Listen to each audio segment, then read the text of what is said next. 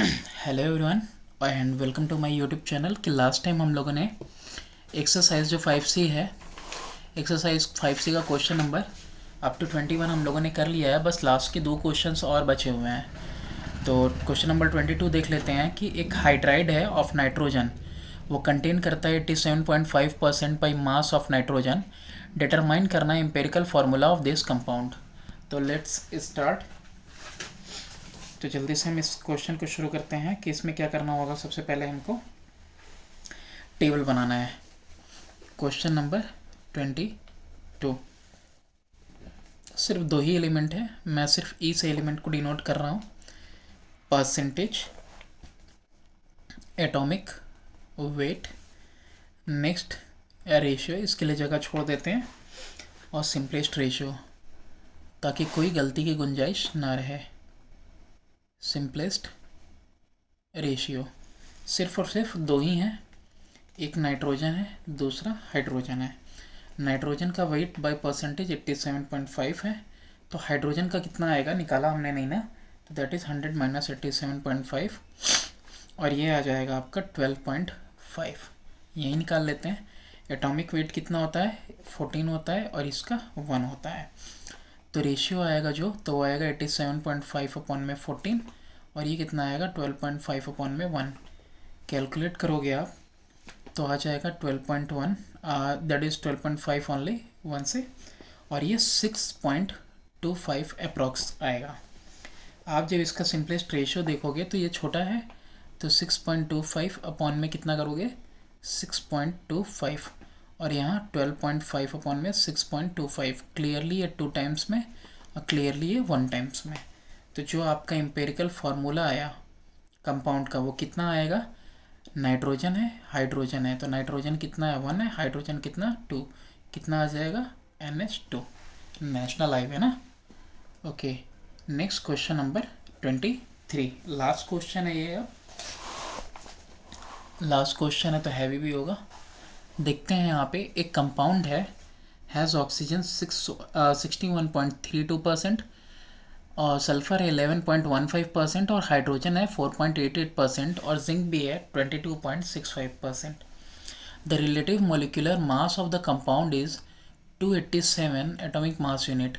Find the molecular formula of the compound assuming that all the hydrogen is present as water of crystallisation. किस जितना भी hydrogen है वो present है as a water of crystallisation में।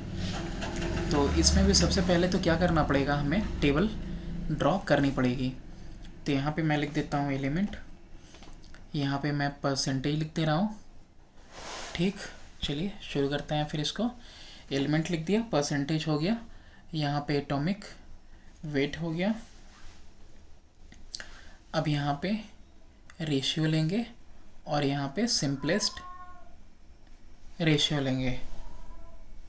ठीक है, तो अब यहाँ पे देखते हैं हम, ऑक्सीजन है और सल्फ़र है 61.32%, 11.15। एटॉमिक वेट ऑक्सीजन का 16, सल्फ़र का दैट इज़ 32।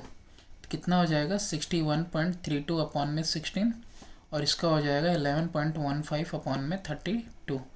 दोनों को कैलकुलेट करो आप, कितना आता है 3.83, और इसे कैलकुलेट करने पे आएगा 0.35। सिंपलेस्ट रेशियो देखो तो 3.83 अपॉन में 0.35, और 0.35 अपॉन में 0.35। आप इसे कैलकुलेट करोगे तो कितना आएगा, ये आएगा आपका 10.9। तो आप 11 लिख सकते हो इसको, और दैट इज़ 1। ये हमने 2 का तो निकाल लिया, लेकिन 2 के अलावा और क्या क्या था इसके अंदर।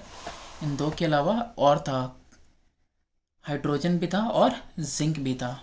तो अभी हाइड्रोजन और जिंक का भी निकालना पड़ेगा। ओके, तो यहाँ पे हाइड्रोजन के लिए भी कर लेते हैं और जिंक के लिए भी कर लेते हैं। तो हाइड्रोजन के लिए 4.88, और जिंक के लिए 22.65। तो यहाँ पे कितना है, हाइड्रोजन का 1 है, जिंक का 22.65 है। अब यहाँ पे इसका सिंपलेस्ट रेशियो 4.88 अपॉन में 1, और इसका इसका वेट होता है 65.37, 65.37। इसका हो जाएगा 22.65 अपॉन में, यहाँ क्लियरली लिख दे रहा हूँ 65.37 हो जाएगा। अब इन दोनों का वेट, इसका कितना आएगा 4.88 और इसका कितना आएगा 0.345। अब यहाँ पे भी वही होगा, हाइड्रोजन के लिए सिंपलेस्ट रेशियो होगा 4.88 अपॉन में 0.35, यहाँ पे 0.035 लिख दिया 0.35। अब यहाँ पे कितना होगा 0.345 अपॉन में 0.35, ये अप्रॉक्सीमेटली 1 आएगा और ये अप्रॉक्सीमेटली 13.9, यानी कि इसको कितना ले लेंगे पूरा 14 ले लेंगे। यानी कि ऑक्सीजन कितना आया 11, सल्फर 1, हाइड्रोजन 14 और zinc that is also equal to 1। तो एम्पेरिकल फार्मूला कितना होगा, एम्पेरिकल फार्मूला आप खुद देख लो। तो एम्पेरिकल फार्मूला कितना हो रहा है आपका, जिंक है, हाइड्रोजन है, साथ में सल्फर भी है और ऑक्सीजन भी है। तो आप जिंक के सामने देखो कितना है, जिंक 1 है, सल्फर भी 1 है, हाइड्रोजन कितना है दैट इज़ 14 और ऑक्सीजन कितना आया हुआ है दैट इज़ 11। तो ये आपका आएगा ZnSH14O11, ये आ जाएगा आपका एम्पेरिकल फार्मूला। लेकिन आपको एक चीज़ जानना होगा यहाँ पे, एम्पेरिकल फार्मूला मास। तो एम्पेरिकल फार्मूला मास कितना होगा, एम्पेरिकल फार्मूला का अगर आप मास निकालो तो zinc 65.37 plus 32 plus 14 plus 11 into 16 करना पड़ेगा। तो 11 इंटू 16 करोगे आप, यहाँ पे आ जाएगा 176 और ये कितना आ रहा है 287.37, कितना आएगा 287.37। आप ऐड करके देख लेना, सॉरी यहाँ पे 65.37 होगा, यहाँ ऊपर मैंने लिखा भी था 65.37 होगा इसका वेट। तो ये कितना आ जाएगा आपका, N is equal to molecular mass upon में एम्पेरिकल फार्मूला मास। तो मॉलिक्यूलर मास कितना दिया था 287 और एम्पेरिकल फार्मूला मास भी आप देखो अप्रॉक्स कितना दिया है 287 ओनली। तो ये रेशियो कितनी आ जाएगी N इक्वल टू 1।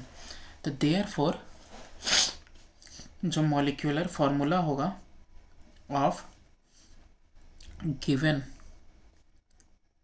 हाइड्रोकार्बन वो कितना होगा, तो मॉलिक्यूलर मास जो होगा, मॉलिक्यूलर फार्मूला जो होगा गिवन हाइड्रोकार्बन का, that will be equal to same आ जाएगा ZnSO 11 कर सकते हैं और H14 भी कर सकते हैं। इसको अगर हम अरेंज करना चाहें तो अगर अरेंज करेंगे तो कैसे हो जाएगा, हम इसको कर सकते हैं जिंक सल्फेट डॉट 7H2O, क्या कर देंगे हम zinc sulphate dot 7H2O and this will be our answer. So thanks for watching and please do subscribe and share my channel with your friends. See you in the next.